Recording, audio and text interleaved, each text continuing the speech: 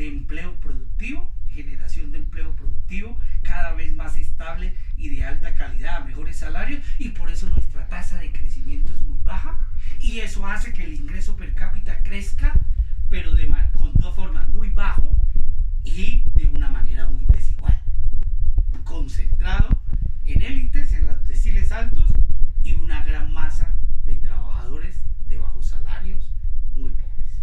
Necesitamos transformar eso con un proceso de acumulación de capital, y eso es productividad laboral. Hay otra vía, la vía especialmente de los países desarrollados. Aquí tenemos, en este caso, ¿sí?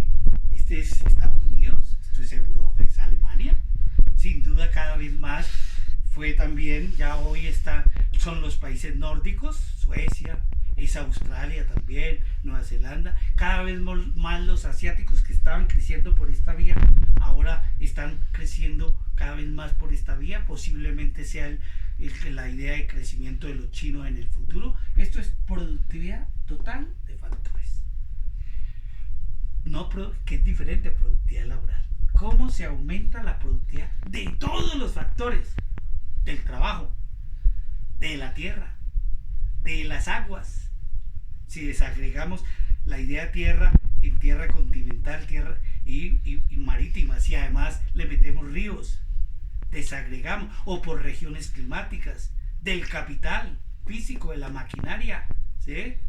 De todos los factores, ¿cómo pueden todos los factores ser más productivos? Y eso acelera enormemente la tasa de crecimiento, ¿sí? Solo hay una forma, o dos formas: invirtiendo mucho en ciencia e invirtiendo mucho en capital humano. ¿Qué es capital humano? Pues muchos doctores en física, en química, muchos ingenieros. La gente, ¿sí? En Colombia tiene en promedio, ¿sí? Más o menos 8 años, parece el último dato que tengo, de educación, ¿sí? En promedio, ¿sí? Y los Estados Unidos tienen 16, 17 años. ¿Sí? El número de doctores y de altísima calidad en las ciencias naturales, en física de Alemania, pues de lejos nos supera a lo que tenemos en Colombia. Los más que tienen en América Latina son los brasileños, y están lejos. ¿Por qué? Más o menos los norteamericanos están invirtiendo cerca del 15 o 17% del PIB en ciencia y tecnología, y nosotros invertimos el 0.3%, los brasileños el 2.1%. ¿Sí? Y los chinos quieren invertir en ciencia y tecnología. El último plan quinquenal que hicieron, que aprobaron, el 15%, superar la inversión de los norteamericanos para poder cerrar la brecha entre ciencia y tecnología, que sin duda lidera Estados Unidos. Después el otro gran país es Alemania, Reino Unido. Ellos quieren acercarse a eso, y la única forma es invirtiendo mucho en ciencia y tecnología. Y para invertir en ciencia y tecnología hay que invertir, si usted quiere ciencia, pues tiene que tener científicos, hay que formar científicos, físicos, químicos, ingenieros, ¿sí? Y entonces usted ve a Estados Unidos, las 10 universidades más importantes del mundo las tienen los norteamericanos. Harvard, el MIT, ¿quién no quiere? Son costosísimas.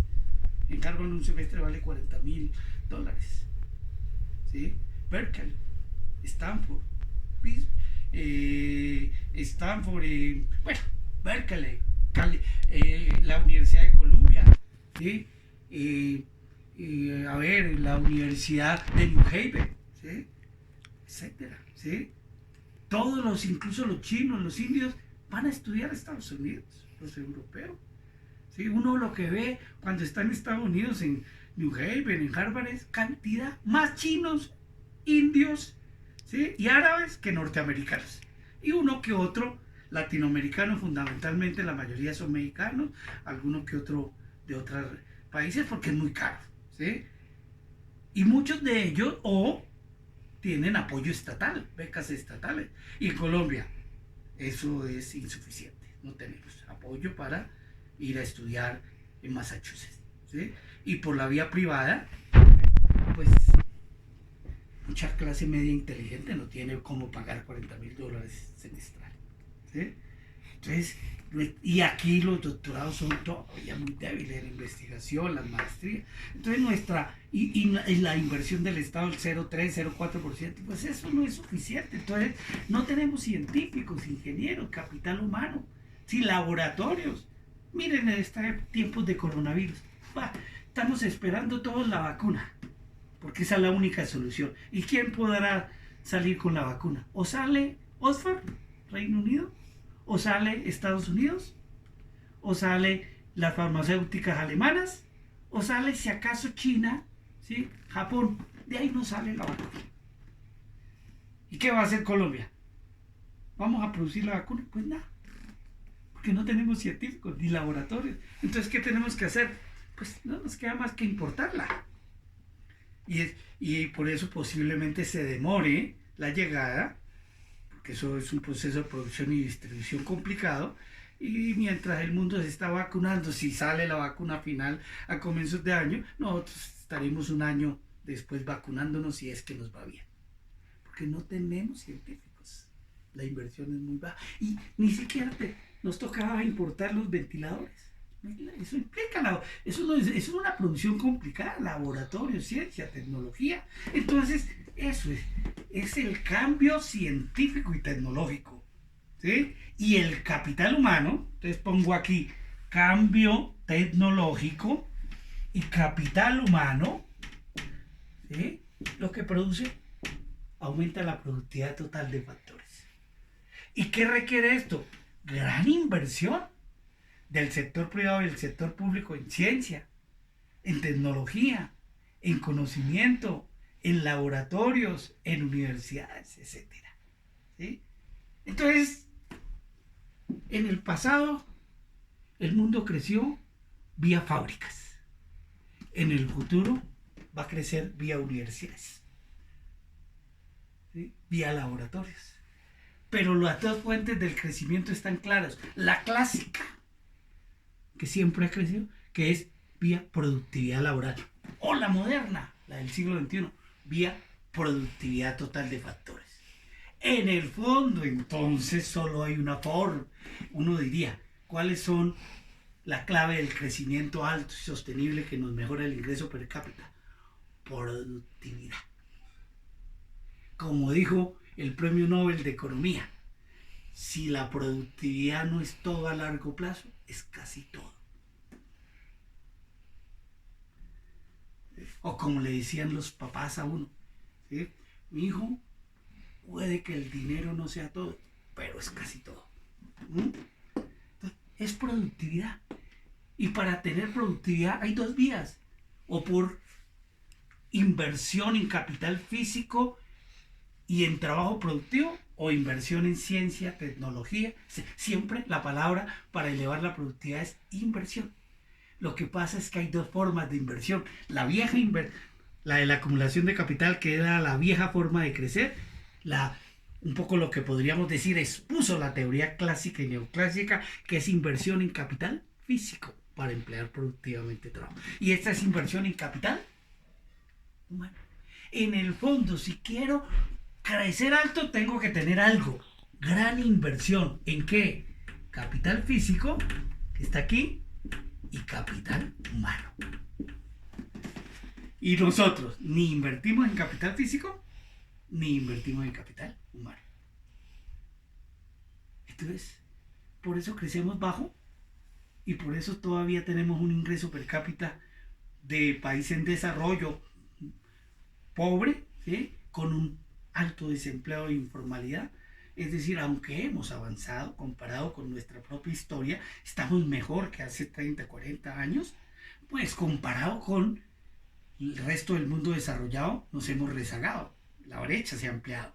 Incluso comparado con partners como los asiáticos y los nórdicos, que tenían la misma tasa del ingreso per cápita hace 30, 40 años, ellos nos dejaron. Saltaron y nosotros seguimos avanzando lentamente, a paso de tortuga, ¿sí? Y algunos países, incluso en América Latina, lo que avanzan, después retroceden, como Brasil, ¿sí? Se da un paso adelante y después dos pasos atrás. Muy complicado, ¿sí? La única forma de cambiar eso y tener es una gran tasa de inversión en capital físico y capital humano. ¿Y quién puede hacer esas grandes inversiones? El sector privado, nacional y extranjero. Por eso hay que estar abierto a la economía mundial. Y un sector público que cambie la composición del gasto. Que invierta menos en chucherías, menos en subsidios generalizados improductivos, ¿sí? Que sea capaz de acabar en la corrupción y se dedica a invertir más en infraestructura, en puertos, en carreteras, en ciencia, tecnología, en capital humano, en universidades. Pero eso es un esfuerzo que tenemos que hacer como país pensando a 20 o 30 años de largo plazo. Entonces, eso es el misterio del desarrollo. Lo producen instituciones eficientes, sociales, públicas y privadas, que eleven la tasa de inversión en capital físico, maquinaria, bienes y servicios públicos, en capital humano. Y no quiero nombrar a nadie, pero imagínense ustedes los caudillos carismáticos que de vez en cuando aparecen, ¿sí?, ofreciendo chucherías, avalorios y el paraíso, ¿sí?, con fórmulas populistas, de derecha o de izquierda, ¿sí? Eso, escoger la vía del caudillo carismático, nos lleva a la tragedia venezolana. Escoger la vía de la inversión y de la productividad nos puede acercar a lo que han hecho, al milagro asiático, a lo que está haciendo Asia, ¿sí?, China incluido, la India o los países desarrollados. Son las instituciones, ¿sí?, privadas y públicas, la visión de una sociedad, de un Estado de largo plazo, pensando en una cosa fundamental: el crecimiento. Crecer y desarrollarse sobre todo es muy difícil y no hay de corto plazo, es un esfuerzo de largo plazo de una sociedad, y la clave es esto: productividad, que requiere alta inversión en capital físico y en capital humano. Y para eso, ¿qué necesitamos? Para mejorar estos dos grandes determinantes, necesitamos muy buenas instituciones, no caudillos. Necesitamos muy buen comercio con el resto del mundo. Es decir, estar abiertos. ¿Qué significa estar abiertos? Comerciar, intercambiar. Obviamente, por eso estoy de doble vía. Comerciamos al comienzo ventajas comparativas que nos dan los recursos naturales. Pues si la geografía nos da banano, pues tenemos que exportarlo. Si nos da café, pues tenemos que exportarlo. Si nos da palma, pues tenemos que exportar productos.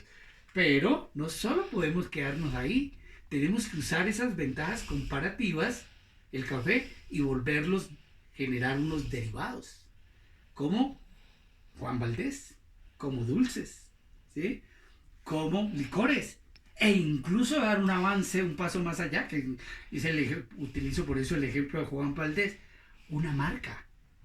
Juan Valdez no vende ya café solamente, vende una marca. ¿Qué es una marca? Suéteres, cachuchas, esferos, manillas.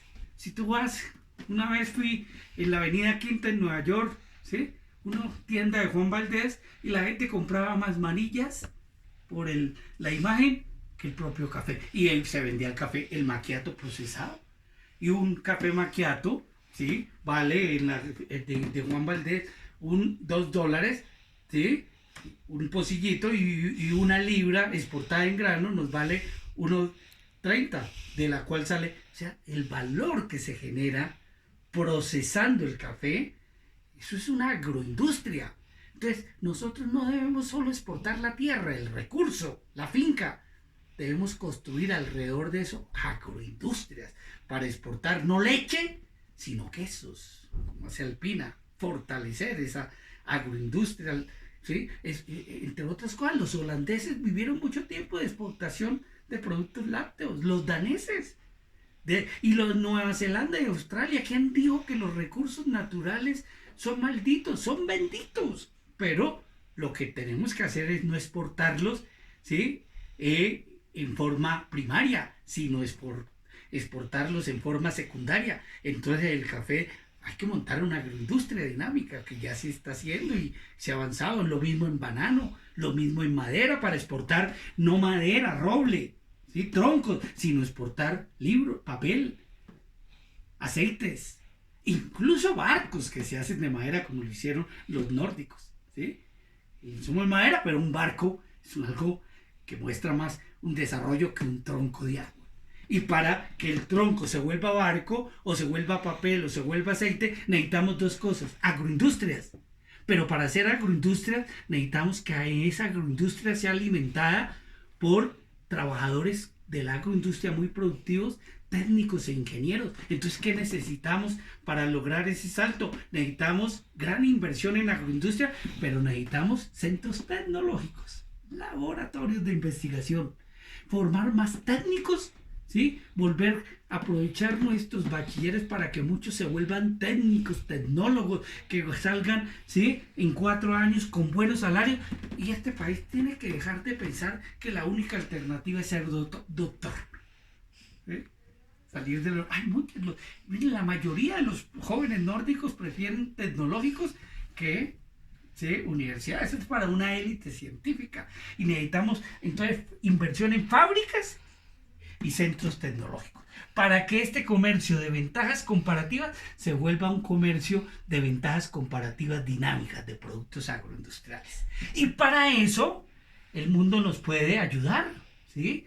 Esto, si somos más productivos y tenemos más inversión extranjera, y le pongo un asterisco, y tenemos más capital humano extranjero, incluso que nos llegue, científicos, asesores, podemos fortalecer, ¿sí?, la agroindustria y transformar nuestras ventajas comparativas estáticas en ventajas comparativas dinámicas. Por eso yo agrego aquí que se vuelve muy importante la inversión extranjera directa y se vuelve muy importante el capital asterisco humano extranjero. Debemos atraer científicos, ingenieros, tecnólogos, gente de afuera, capital humano, que nos ayude, que nos dé asistencia técnica. Mira, así creció Estados Unidos. ¿Quién produjo el milagro norteamericano? Judíos alemanes. ¿O acaso la bomba quién la construyó? Pues la construyeron Einstein, judío alemán, Oppenheimer, judío alemán. Capital humano extranjero. Necesitamos ser un país más abierto al capital humano extranjero, ¿sí? Pero para eso necesitamos ser atractivos. Nadie va a venir las mentes de brillantes si este es un país que sigue siendo pobre, corrupto, inseguro, sin vías. Tenemos que hacer un esfuerzo de despegue, ¿sí? Y no nos queda otra alternativa a los países de América Latina si queremos crecer de manera alta. Mucha productividad. Y para productividad, mucha inversión en capital físico. Necesitamos crecer por la vía de la acumulación de capital, es decir, productividad laboral, y por la vía de la productividad total de factores a diferentes ritmos, con diferentes combinaciones, pero por las dos vías ya. Alguien dice, primero crezcamos por acá y después por acá. No, ya no se puede. Toca las dos, ¿sí? Hacer un gran esfuerzo de inversión en capital físico, maquinaria y en capital humano para mejorar ambas productividades, ¿sí? Y trabajar mucho en temas que son fáciles, es decir, que nuestro puente no necesitamos inventar, ¿sí? Decir, copiar modelos en los cuales nuestra productividad entonces sean chip, ¿sí? Trabajar en alta ciencia y tecnología, no, a partir de nuestros recursos, transformando el café, transformando el banano en grandes ventajas comparativas dinámicas. Y eso implica agroindustrias, capital, inversión en ciencia y tecnología para ver cómo transformamos y aprovechamos mejor la madera, mejor los productos lácteos, etc. Y eso requiere instituciones. ¿Y qué son instituciones? Después veremos más a fondo esto. Reglas del juego y organizaciones. ¿Qué son reglas del juego? Una economía no puede crecer si no tiene una buena cultura, una buena civilización. Juega bien. La relación entre los individuos se da con unas determinadas normas, conductas y valores. Ninguna sociedad, ¿sí?, puede crecer si el Estado es religioso. La mejor forma para el desarrollo es que el Estado sea laico, que implica respetar todas las religiones en la vida privada y familiar, ¿sí? Y no permitir la captura y el monopolio de una iglesia en particular. ¿Sí? Cada uno debe ser libre de asumir sus creencias. Una sociedad no puede crecer si no tiene confianza en terceros. Y aquí desafortunadamente la única fuente de confianza es en la propia familia, y eso hay muchos problemas. Necesitamos confiar en los demás, pero para confiar en los demás necesitamos tener, ¿sí?, civismo, ciudadanía, buen comportamiento, normas y conductas que hagan que yo tenga mi moral pública y de manera responsable, y necesitamos justicia, imperio de la ley, para garantizar que todo el mundo se comporte bien. ¿Sí? Y aquí ni tenemos esa moral, ni hay justicia, no hay imperio de la ley, o incluso Colombia, que tenía un buen imperio, se ha venido debilitando y la gente no cree en la justicia.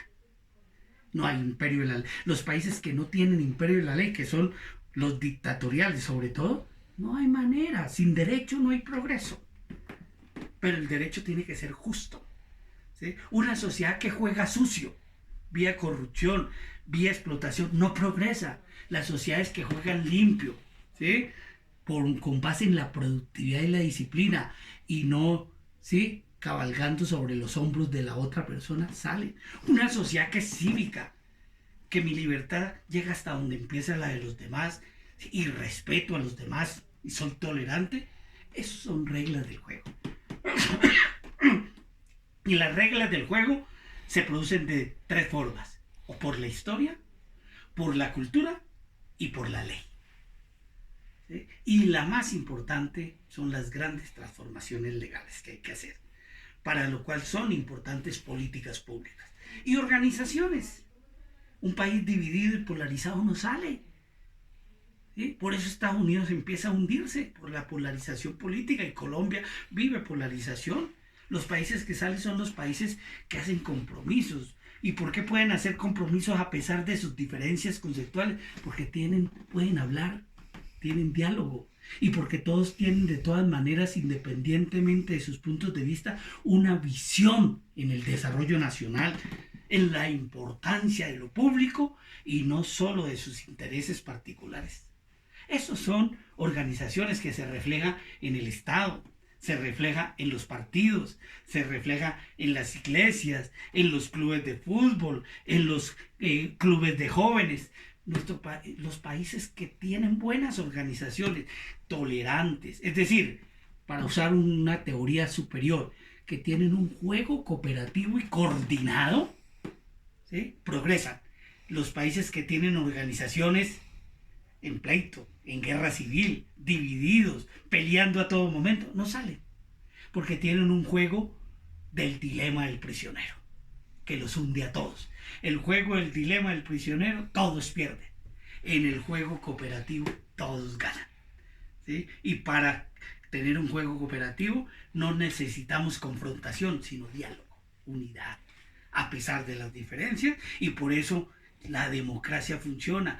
El que gana, gana. Y el que pierde tiene todos los derechos para ser oposición y pueda algún día ganar. Si la oposición ve eso, entonces, ¿qué dice? Perdí legítimamente y acepto la derrota y tengo todas las garantías para volver a competir. Entonces se vuelve una cosa civilizada, ¿sí?